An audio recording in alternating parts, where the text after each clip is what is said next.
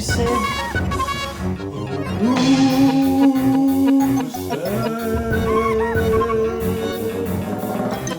I'm Marty, and this is my co-host Henry. He's also my son, and he's closing in on 10 months. This guy is just knocking him out like bowling pins. But I'm very excited today. I got a recommendation from a book club.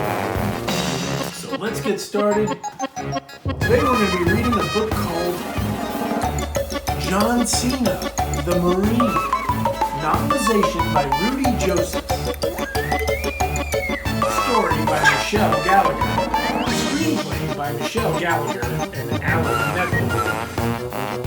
I think Rudy Joseph is the one responsible.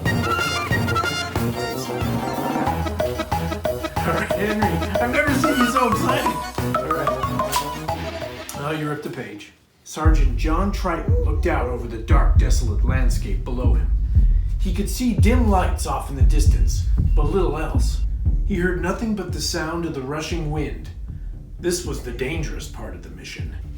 Some would say the entire operation was dangerous. Some would say it was a suicide mission. Some did, in fact. He'd traditionally pull his chute at 2,000 feet. If he was in a playful mood, maybe 1,750. But tonight he'd wait until he was only 1,500 feet from the ground. The difference between the three heights was mere seconds, but those seconds were also the difference between life and death. Well, you don't like this? Alright, you go ahead and play. I'm kind of digging this. I'm gonna keep reading. You go ahead. As they fought, the other man charged Triton, mistakenly believing the Marine was distracted. Triton kicked the new attacker in the chest, sending the man backward. Triton then used his momentum to spin and jam his knife into the neck of his first assailant. The downside to that maneuver was that when the terrorist pulled away, choking in his own blood, he had also taken Triton's knife with him. Triton assumed that the terrorist would have preferred not to have it in him in the first place, but in battle, people didn't always get what they wanted. It had been too long since Triton had been with Kate in this way, with nothing but his dog tags between them. He enjoyed the feel of her smooth skin beneath his calloused hands. It had also been too long since he handled anything more delicate than an M67 fragmentation hand grenade. But this was far more pleasant in experience. And maybe just a little more dangerous as well. John, you don't have a choice, the colonel said softly. You're being discharged. Damn it, Colonel, Triton said, trying to hold his anger in check. I'm a Marine.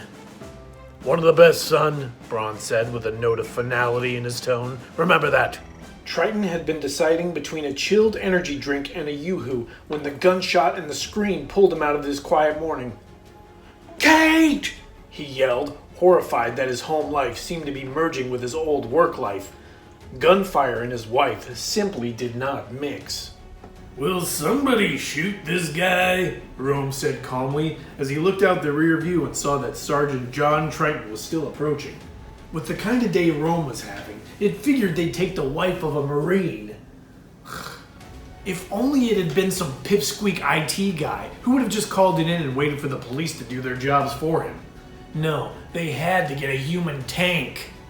She didn't even stop to think about her answer. I think you are a psychotic bastard. And if John were here, you'd be dead. Okay, Rome said, considering her answer in a damningly amused and condescending way. But John's not here, honey. Come on, you remember that big boom? That was him. That was your husband. Rome concluded his sick banter by holding his gun to her head. She stared into his eyes, almost daring him to pull the trigger. Yeah, this is getting good.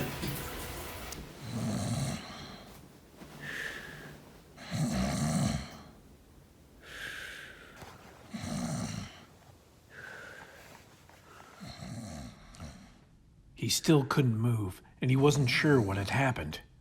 It seemed like a robbery, but he didn't remember anyone asking the clerk for cash before they killed him. Then he remembered that the shooting had started outside the store, and there were cops involved, and Kate was... Kate! With every twist of Rome's torso, Triton was able to counter-move and stay clear of the chainsaw. Say hello to your wife for me, Rome said into Triton's ear. Triton spun on Rome and looped the chain around the man's neck. Without bothering to answer Rome, Triton lifted the man and flung him into the air. The chain went taut as Triton snapped Rome's neck with a strong jerk. Come on, Kate, he pleaded with her again. I love you. He covered her mouth with one last time, kissing her gently and holding her face in his hands. Her eyes opened. She was alive. Yes!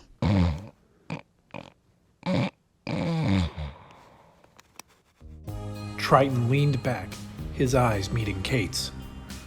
Maybe we should have gone to the beach, he said. Kate smiled as she pulled him toward her for one more kiss.